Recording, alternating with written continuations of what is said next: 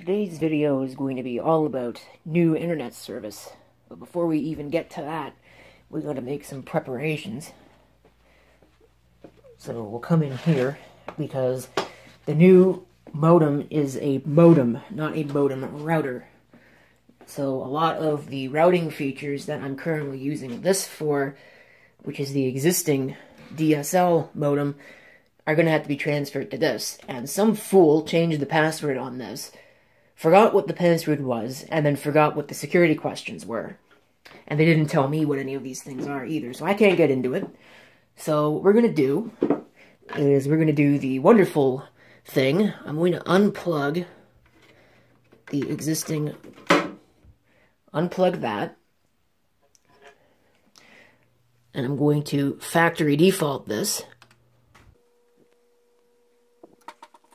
and we'll see if it's actually factory defaulted. Now, because this has routing features on it, I'm going to have to change the IP address range on this because it will conflict with this, and then that'll be a problem.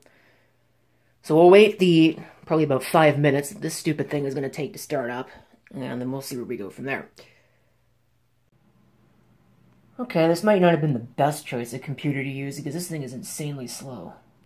Enable router to automatically update firmware. Let's say no. Collection of router analytics data. No. And we'll see what it does now. This, I think, is the default setup for this thing. So I guess I'm going to have to go through all the steps. Oh, what a pain in the butt.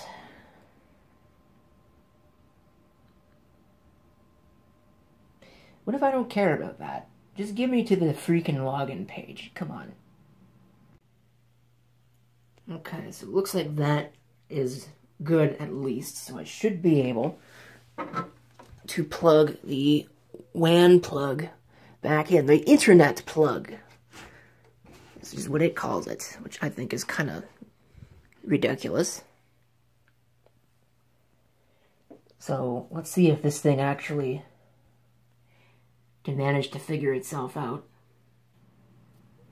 Okay, so I think when I actually left off, I couldn't load that one page. I figured out it's because this stupid thing decided to connect to some other random network. Obviously that wasn't going to work, but I think this is now configured. I am going to need to transfer the port forwarding setup. I'm going to do that later and off camera, because that might take a little bit of doing, and I'm going to have to do it deliberately. But there are other things that I'm going to need to do, which we'll get into in just a moment. Okay, next step is this thing, which is connected to the modem right now, which is not going to work once that's done. So, we'll come into this, and we'll have to change some settings. Okay, couldn't show much of that, because unfortunately this piece of junk shows all the passwords in plain text. Security, but whatever. So I guess it's booting now.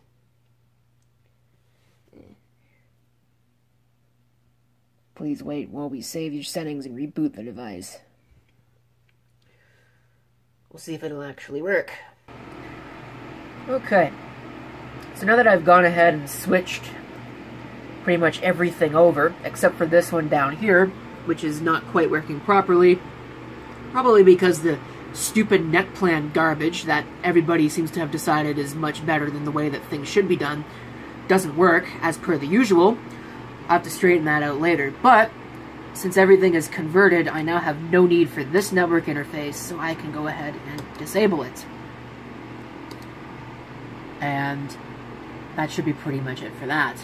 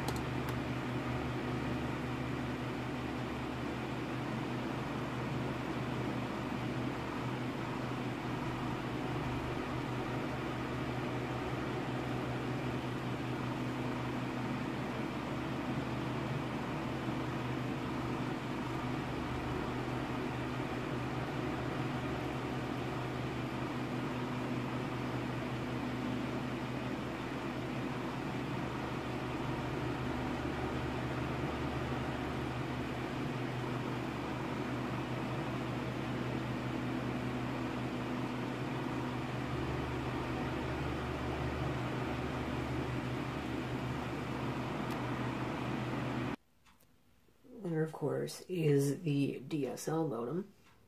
I'd love to know what's on the wireless of this thing.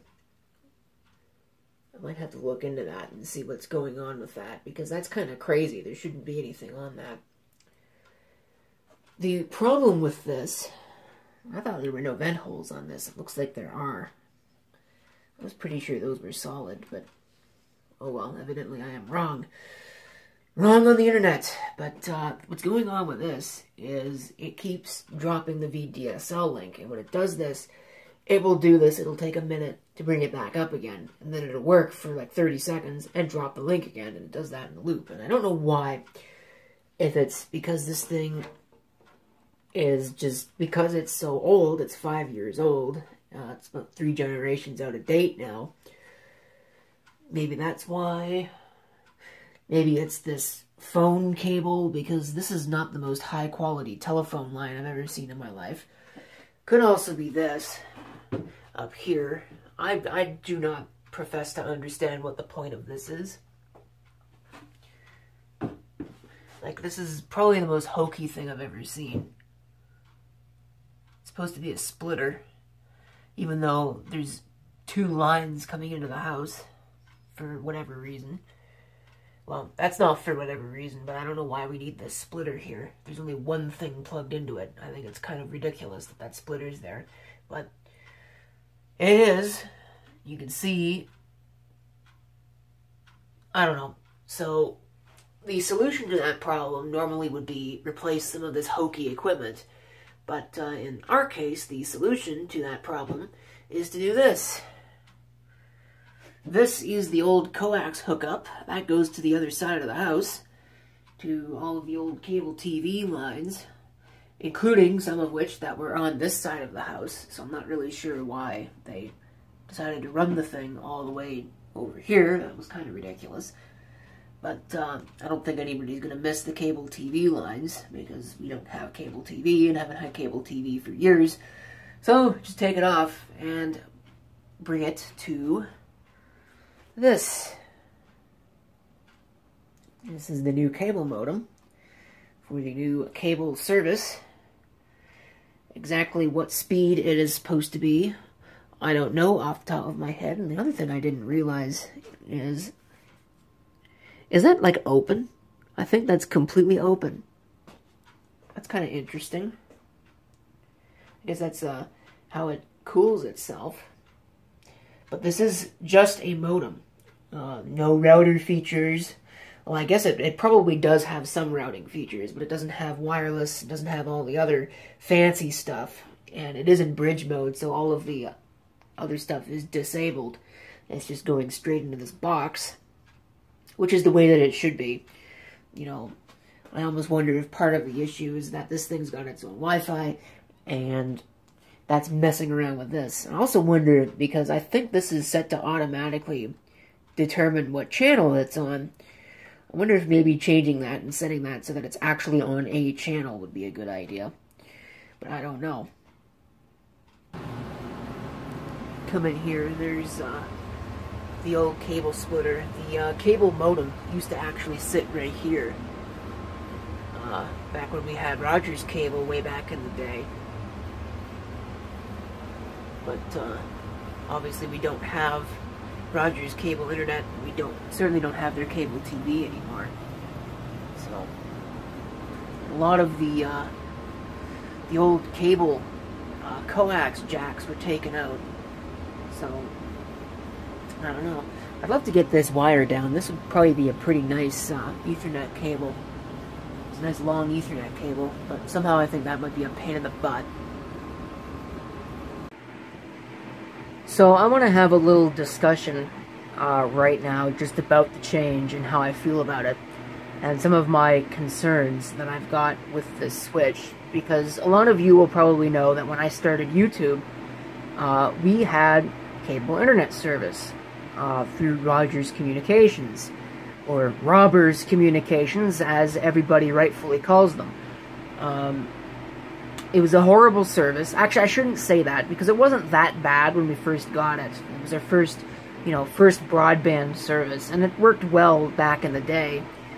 But then they changed from Motorola, it was a Motorola Surfboard modem. They upgraded to DOCSIS 3, and they gave us this stupid piece of junk, SMC something or another, I forget the exact model. You might have seen it in some videos. In fact, this video right here in particular, which I'm going to probably reference a couple of times. There I'm unplugging it from the wall because it was busted. Oh, there's a cat. But, yeah, that thing right there. You can see that's where it used to be, that SMC thing. What would happen with it is it would constantly mess up in a way that, let's see if I can get a good clean shot of it here. Yeah, this right here would be the common end result. And this would happen twice a day, 3 times a day, sometimes even more than that, but usually you could bank on it happening at least twice a day. And the only solution would be to go downstairs and power cycle the thing and wait for 3 minutes for it to turn itself back on and get itself all started back up again. I don't really know if they've done any improvements to their network since then. It should be said that we do not have right now cable internet service through Rogers. It's through a smaller independent ISP, but it doesn't really matter because it's still the same infrastructure.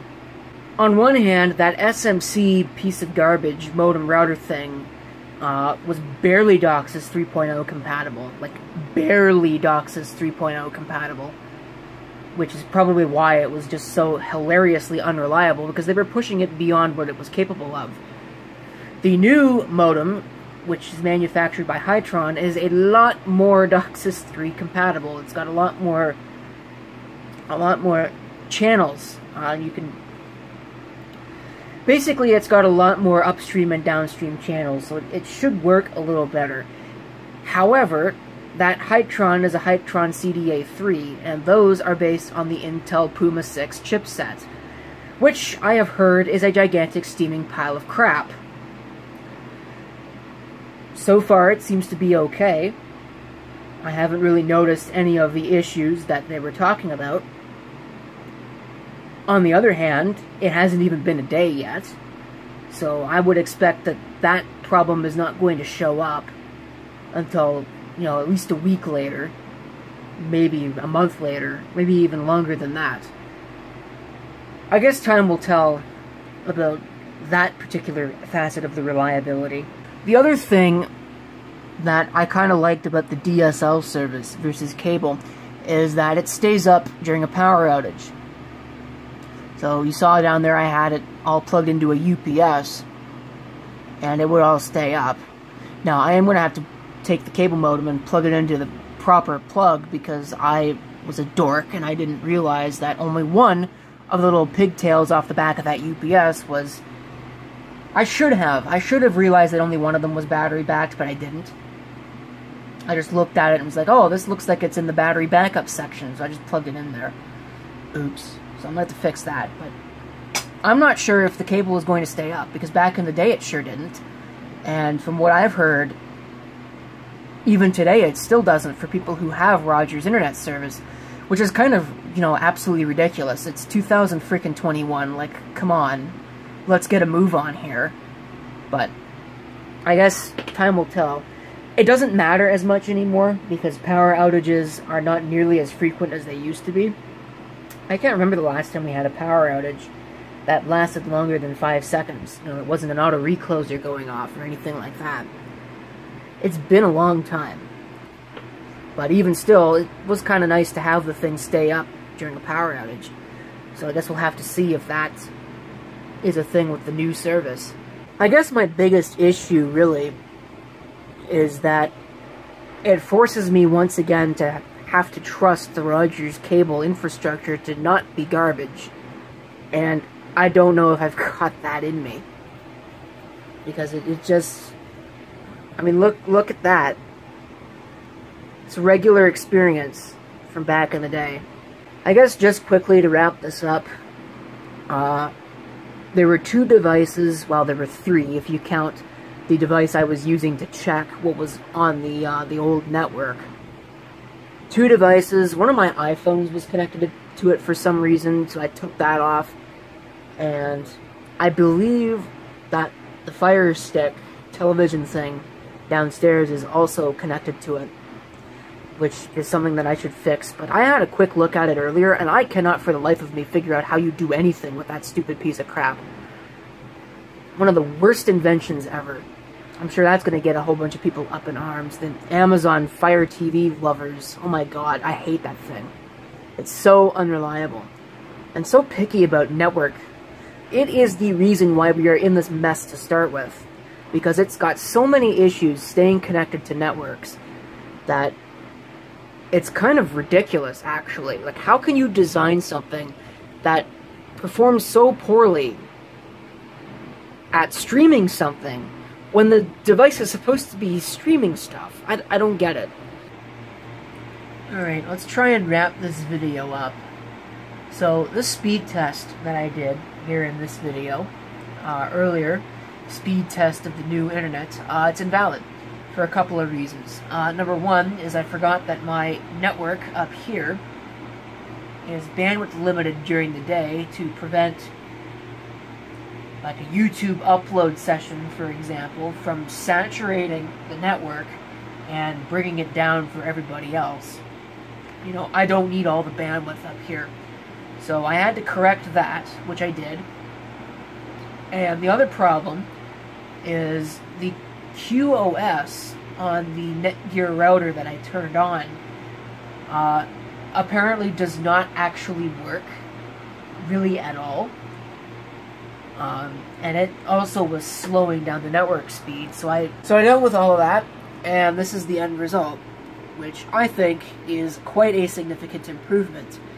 Now, there's a couple of people that are online doing things right now, so I'd imagine that this would go up quite a bit if I were to do this at, say, 3 o'clock in the morning, or something similar. I've had it up at 110, 115 before. So, I think that's a pretty reasonable improvement. And as far as the reliability, I was prepared to tell you that it was not very good, because for about a week, it was not very good. It was going down practically constantly. But I think that's just because of underlying network issues, because ever since then, if we go ahead and we take a look here, it hasn't stayed up forever, but it's certainly been staying up quite a bit longer than it was 2 or 3 weeks ago. I just wish that this thing would link up at gigabit speeds. I'm not sure why it's not. Probably because this router's a piece of ancient crap. I should replace it with something else. But either way, that's pretty much it for this. I don't have anything else to share with you, so there's our little internet upgrade to try and deal with some issues mostly with regards to DSL modem stability. I guess time will tell if it continues to be reliable and worth the cost.